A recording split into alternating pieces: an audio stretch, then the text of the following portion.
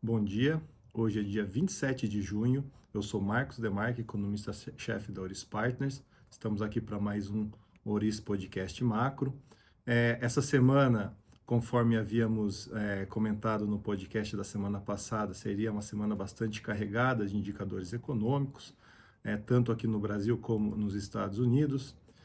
E começando pelos Estados Unidos, acho que vale a pena fazer um balanço de tudo que saiu, que na hora que a gente tenta resumir aqui, a maior parte acabou saindo para o lado mais fraco, os indicadores de atividade, tá? A gente teve ali olhando os indicadores cíclicos de atividade no setor industrial e de serviços, né, os PMIs, uma certa estabilidade, né, nos dados aí de junho na comparação com maio.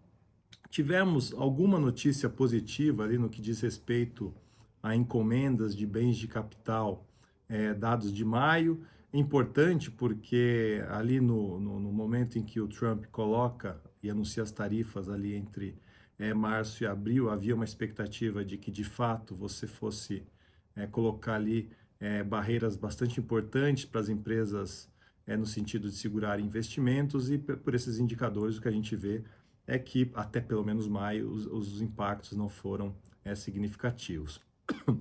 Quando a gente olha uma outra gama de indicadores, aí sim acho que vale a pena destacar que na média, aí, na sua maioria, foram um pouco mais fracos. Eu destacaria especialmente o indicador semanal de pedidos de seguro-desemprego nos Estados Unidos, né? A gente tem o famoso jobless claims, né? São as pessoas que vão lá e acessam pela primeira vez o pedido de seguro-desemprego após perderem aí a sua colocação no mercado de trabalho, que segue num patamar um pouco maior do que a gente observou até algumas semanas atrás, mas o grande destaque desses indicadores fica por conta dos pedidos recorrentes de seguro-desemprego, ou seja, aquele trabalhador que perdeu o emprego, solicitou pela primeira vez o seguro-desemprego, mas nas semanas seguintes continuou solicitando novamente, uma vez que não conseguiu se recolocar, tá? E o que eu quero destacar aqui? Se a gente pegar o que a gente teve de divulgação nessa última quinta-feira, temos aí perto de 2 milhões de trabalhadores que estão acessando de maneira recorrente o seguro-desemprego nos Estados Unidos. Se a gente olhar ali o momento anterior ao início da pandemia, a gente estava vendo alguma coisa mais perto de 1 milhão e 600, 1 milhão e 700 mil pedidos recorrentes de seguro-desemprego.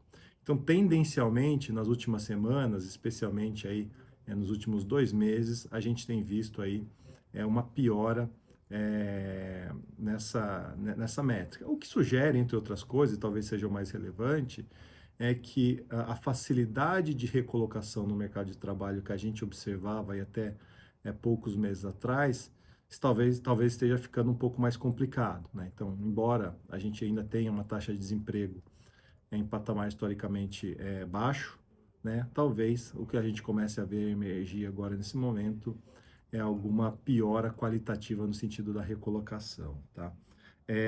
Junto a isso, tivemos novos indicadores aí do mercado imobiliário sendo divulgados essa semana. Também tivemos na semana passada indicadores do setor imobiliário, também continuam mostrando, de maneira geral, vendas mais fracas, construções também sem grande ímpeto de melhora, na verdade até alguma queda, dependendo do indicador que a gente olha. Então sugere que, de maneira geral, o mercado de trabalho pelo lado da construção e venda também segue mais fraco. E finalmente hoje saiu aquilo que é o dado mais completo de consumo das famílias referentes a maio, né?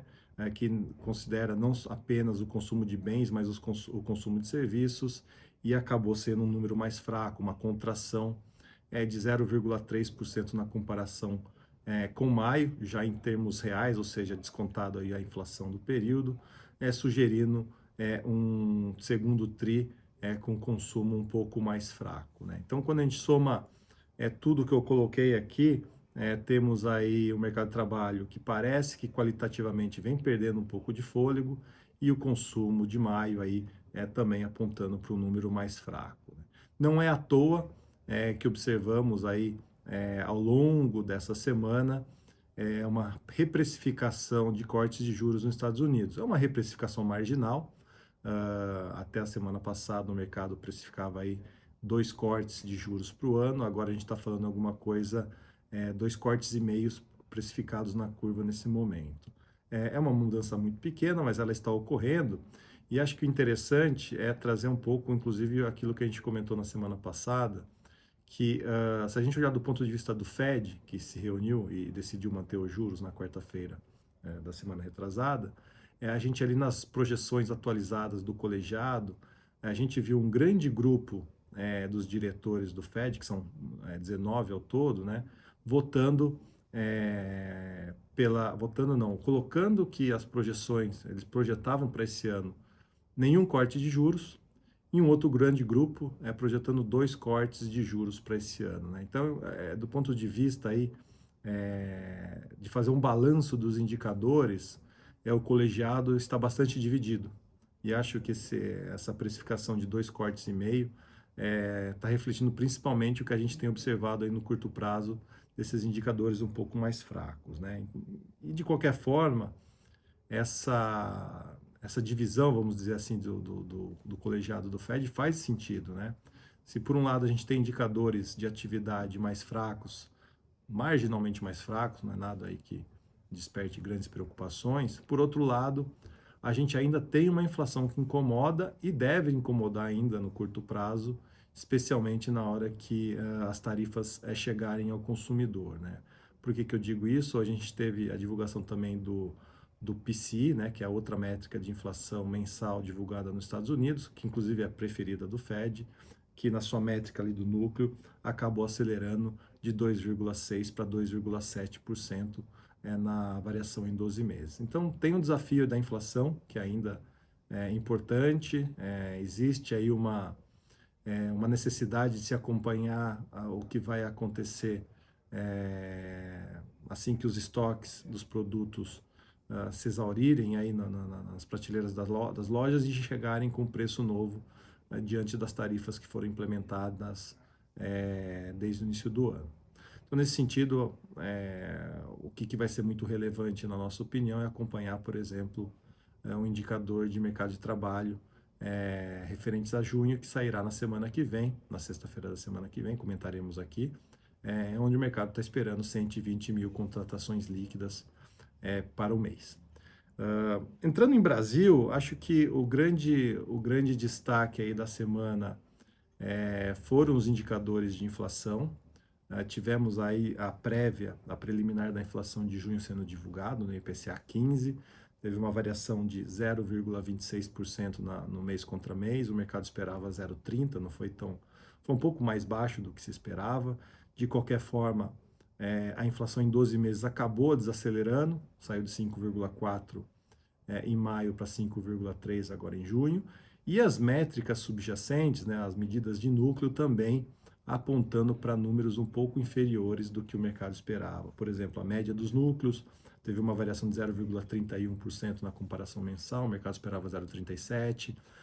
Serviços subjacentes teve uma variação de 0,42%, o mercado esperava 0,50%. Então, de maneira geral, não só o número cheio, mas seus detalhes também trouxeram aí notícias mais benignas pelo lado da inflação. E nesse sentido, vale a pena só a gente recapitular. Na semana passada tivemos a decisão do Copom, que subiu a taxa de juros de 14,75% para 15%, e essa semana, na ata referente à decisão da semana passada, observamos um tom muito alinhado com o comunicado já divulgado, aonde, né, o Banco Central reforça ali ao máximo a necessidade de manter a política monetária em nível restritivo por um período bastante prolongado, né? Aqui tem uma clara linha de ação do Banco Central de fazer com que os economistas, os agentes de mercado não precifiquem tão cedo um início de redução da taxa Selic, né? Tanto é que de alguma maneira, dá para se falar que o Banco Central tem sido bem sucedido nesse sentido, que a curva de juros coloca aí o primeiro corte da Selic apenas para o início do ano que vem. Então, talvez aí a sinalização que a gente viu desde a reunião do Banco Central aqui no Brasil na semana passada somando com a ata essa semana, parece que surtiu o efeito desejado. E acho que tem um equilíbrio importante aqui, porque se de fato a gente tem uma inflação que no curto prazo tem se mostrado um pouco mais benigna, inclusive quando a gente olha o IGPM, que também está com números bastante benignos mais recentemente, especialmente quando a gente olha o componente de produtos agrícolas, a gente ainda tem um mercado de trabalho bastante apertado, né? Tivemos hoje pela manhã os dados do desemprego do APNAD divulgados para o mês de maio.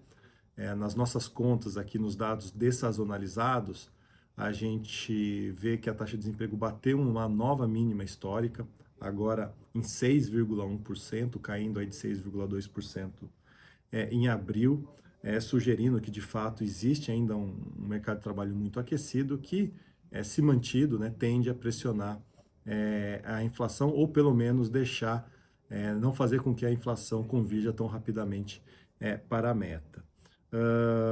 Então, inflação de um lado um pouco mais benigna, mercado de trabalho um pouco mais segue apertado, cada vez mais apertado, na verdade, ainda parece trazer uma combinação que dificulta ainda, está num período ainda muito distante, a inflação convergir para 3%, que é o centro da meta. Um outro ponto que eu acho que vale a pena destacar, que está muito inserido na ata do Copom dessa semana, são os dados de crédito. Hoje a gente teve a divulgação dos dados referentes a maio, e ali a gente observou, especialmente quando a gente olha a pessoa física, uma deterioração importante na inadimplência, que já vem, né, nos últimos meses. A inadimplência subindo aí para 6,1% no crédito livre para as pessoas físicas, é o maior patamar em quase 2 anos. Então, de fato, a política monetária restritiva, juros elevados, spreads em alta, tem feito com que a inadimplência suba, mesmo em um contexto de mercado de trabalho aquecido, né? Isso é um ponto que a ata a ata do Copom fez questão de destacar, que o cenário base do colegiado aqui no Brasil é de que, né, os dados de crédito já estão mostrando uma desaceleração, e é com isso que o Banco Central conta para contribuir para que a economia desacelere e também faça algum efeito sobre a inflação. As novas concessões de crédito também para pessoa física caindo 4% na comparação mensal, é a maior queda que a gente teve aí desde 2022. Então, no geral, o mercado de crédito, né, os dados de crédito continuam apontando para uma desaceleração que vai bastante em linha com aquilo que a gente observa aí no tom do Banco Central. Enfim, acho que está muito claro que tanto aqui no Brasil como nos Estados Unidos existe aí uma ideia de ficar em compasso de espera, avaliar os indicadores, especialmente nos Estados Unidos, que a gente vem de uma configuração que a resultante não é muito clara, né?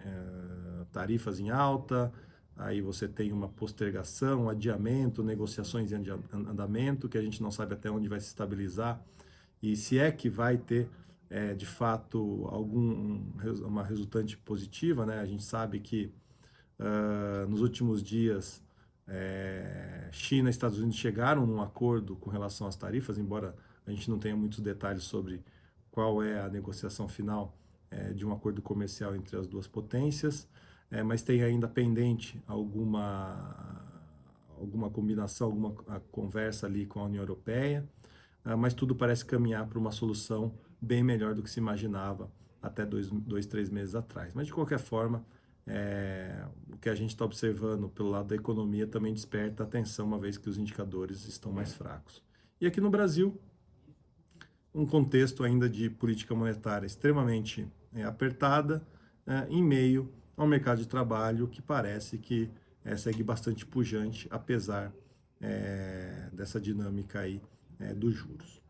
Enfim, semana que vem, muito importante, os dados do mercado de trabalho nos Estados Unidos, para a gente aí averiguar se essa desaceleração desses indicadores mais recentes está incorporando alguma coisa um pouco mais significativa e se faz sentido pensar, por exemplo, em cortes de juros nos Estados Unidos, já começando aí na reunião de julho. Bom, fico por aqui.